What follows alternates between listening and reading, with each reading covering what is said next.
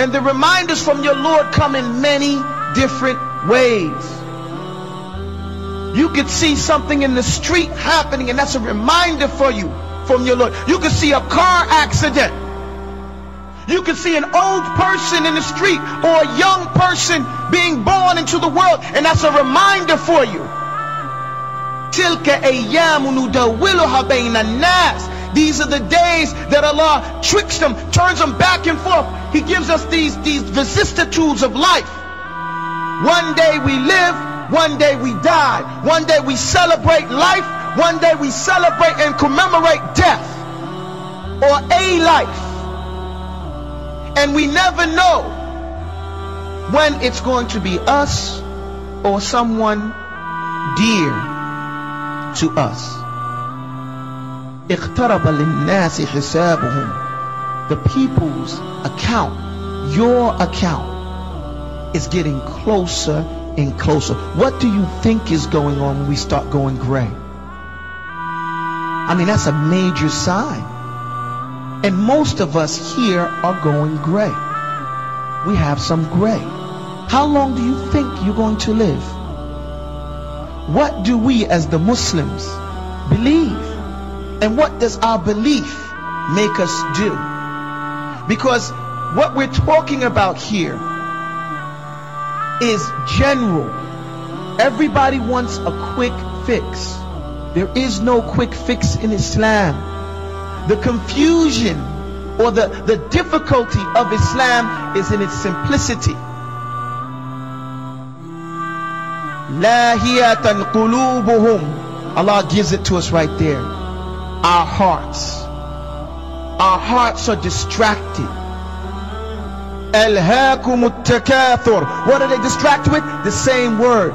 We're distracted with these, what they call trifles, these petty things. TV, color, buildings, car, money, fame, business. Lahiyatan qulubuhum. Their hearts are filled with these things. And so this is why we're not paying attention to the details of life. This is why we'd rather clean our phone and get mad at our wives if our clothes for Juma are not ready, but not do any self-reflection to make sure our hearts are ready. Are we ready? Are we spiritually ready to make the changes, the internal changes that each and every individual has to make in order to establish Islam first and foremost in their own selves?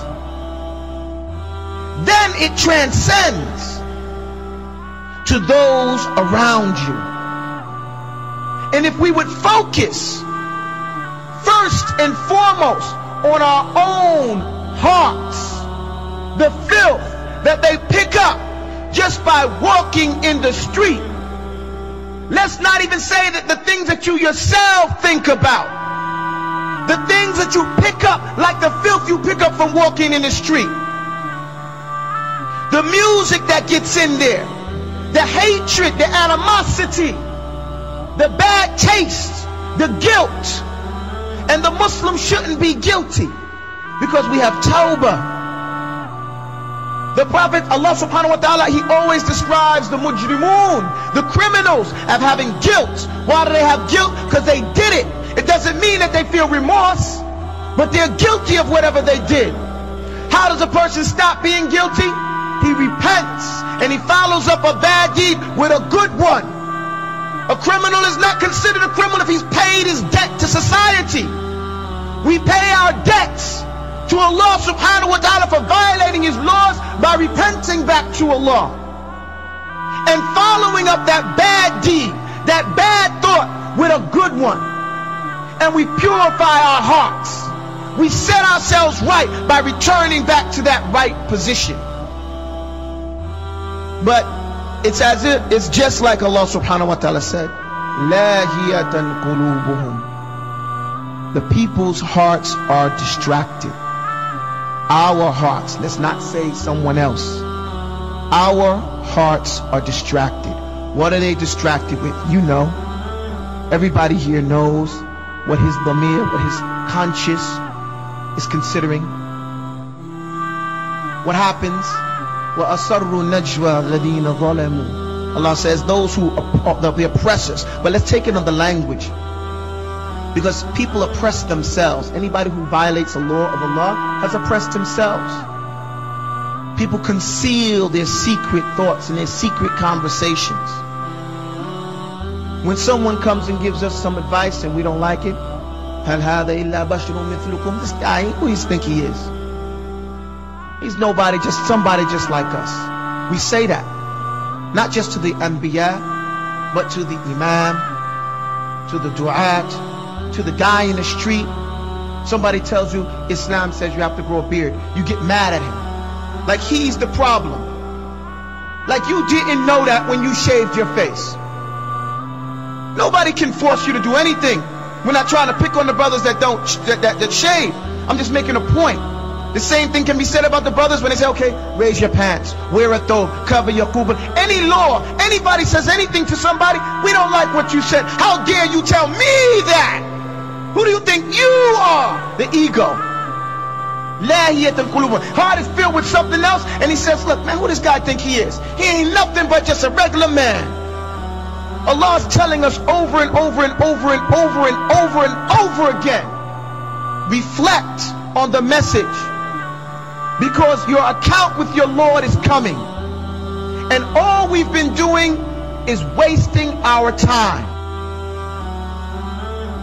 So right now, every one of you must say, I want to go to Jannah, I want to go to paradise. When I die, I want Allah subhanahu wa ta'ala to be pleased with me. All of you, I'm sure, saying that. If you're not, you should. Now right now, the most important thing is that you die a Muslim. Yes. There's nothing more important than that. I have 9 children. Imam, Allah is my witness. If my children become doctors, I'll be very happy. Or scientists, I would be very happy. But I don't want them to become doctors and scientists and lose their deen.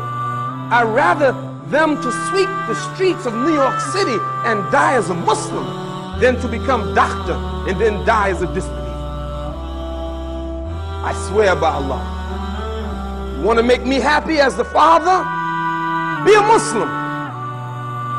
Just be a Muslim. Wake up every day. Thank Allah for giving you life. Every breath that you have. Thank Allah for that. Thank Allah for everything that it gave you. Gave you a wife. Then you be thankful for that, because people don't have a wife. 2 blocks from the masjid, there's a homeless shelter. People live there, have no home. You got a home? You don't appreciate your home, it's too small? Thank Allah that you got a home. I've seen people in very bad condition. So be a thankful servant that whatever Allah gives you. But wallahi, I swear by Allah, if I had nothing, had no money, and homeless in a homeless shelter, or living in the street, or living in a park, I have everything because I'm Muslim. And if I can die Muslim, then I'm a happy man. And even though I may have nothing in this life, it doesn't matter. It doesn't matter as long as I have Islam. And if I have everything in this world and have no Islam, I have nothing. You have to think like that. If you don't, you're foolish.